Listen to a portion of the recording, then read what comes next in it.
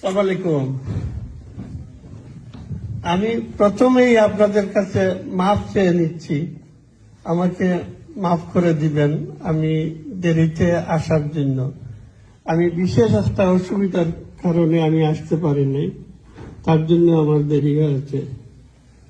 আমি আজকের এই দিনে কি বলবো, এই দিনটি আমাদের সুখের দিন না।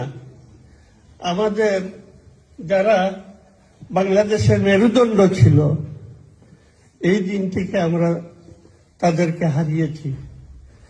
তার জন্য আজকে আপনারা আমাদেরকে সম্বর্ধনা দেওয়ার জন্য যেটা করেছেন, আপনাদেরকে ধন্যবাদ।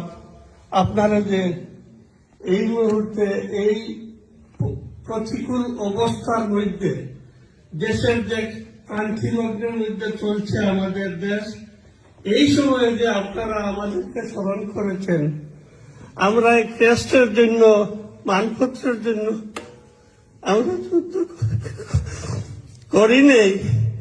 আমরা এই সমস্ত চাই না, কোনোদিন মন্ত্রিত্ব চাই নাই, এমপিত্ব চাই নাই, কোনো পদ চাই নাই। আমরা চেয়েছিলাম একটা সম্মান, কিন্তু এই সম্মানটুকু যেটুকু আমরা পাওয়ার কথা ছিল আমরা পেয়ে গেছি। আমাদের গলায় এখন জুতার মালা পড়তে হয়।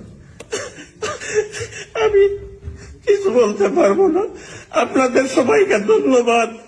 আপনারা যে আমাদের জন্য এটা করেছেন, আপনাদের সবাইকে ধন্যবাদ। আপনারা আমাদেরকে চিরঋণী করে রাখলেন, আপনাদের কাছে চিরঋণী রইলাম।